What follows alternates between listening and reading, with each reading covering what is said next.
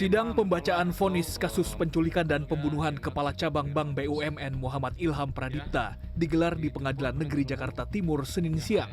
Majelis hakim menjatuhkan hukuman kepada para terdakwa dengan vonis berbeda sesuai peran masing-masing. Dalam amar putusannya, majelis hakim menyatakan 3 aktor intelektual, yaitu Kendi alias Ken, Dwi Hartono, dan Antonius Aditya Maharjuni tidak terbukti atas dakwaan primer pembunuhan berencana. Namun ketiganya dinyatakan terbukti turut serta menghilangkan nyawa korban sesuai dakwaan subsidiar. Ken dan Dwi Hartono divonis 13 tahun penjara, sedangkan Antonius Aditya Maharjuni divonis 10 tahun penjara. Menyatakan terdakwa 1, Kendi alias Ken, terdakwa 2, Dwi Hartono, dan terdakwa 3, Antonius Aditya Maharjuni tersebut di atas telah terbukti secara sah dan meyakinkan bersalah melakukan tindak pidana turut serta menghilangkan nyawa orang lain, menjatuhkan pidana kepada terdakwa 1 Kendi alias Ken dan terdakwa 2 Dwi Hartono masing-masing dengan pidana penjara selama 13 tahun dan terdakwa 3 Antonius Aditya Maharjuni dengan pidana penjara selama 10 tahun. Selain pidana penjara, majelis hakim juga mewajibkan Ken dan Dwi Hartono membayar restitusi masing-masing sebesar 1,2 miliar rupiah. Sementara Antonius diwajibkan membayar 750 juta rupiah kepada ahli waris korban. Jika restitusi tidak dibayar dalam waktu 30 hari setelah putusan berkekuatan hukum tetap, jaksa dapat menyita dan melelang aset para terpidana. 3 terdakwa ini dihukum antara lain membayar restitusi sejumlah masing-masing 1,2 miliar. Saudara Antonius itu membayar restitusi sejumlah 750 juta.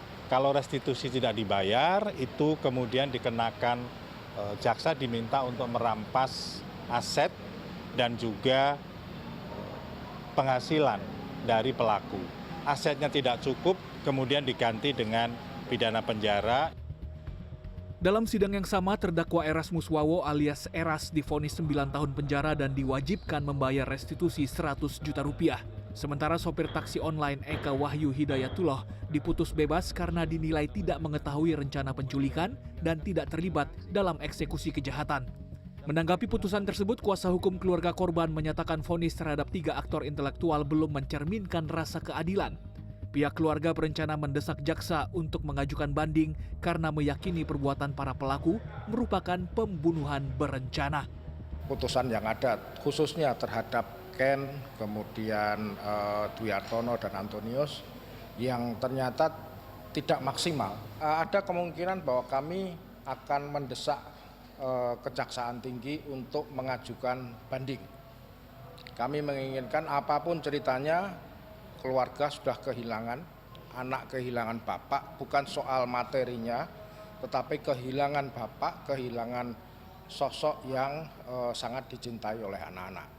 Dan itu akan menimbulkan trauma, sehingga kami akan mendesak Kejaksaan Tinggi untuk mengajukan banding untuk mendapatkan putusan yang maksimal, baik dari sisi pidana penjara maupun restitusinya. Kasus ini berawal dari rencana pencurian dana rekening dorman senilai sekitar 455 miliar rupiah. Korban Muhammad Ilham Pradipta diduga diculik untuk mempermudah aksi tersebut, namun kemudian dianiaya hingga tewas. Hingga kini proses persidangan terhadap terdakwa lain dalam perkara yang sama masih terus berlangsung. Fajar Bolivia, Jakarta.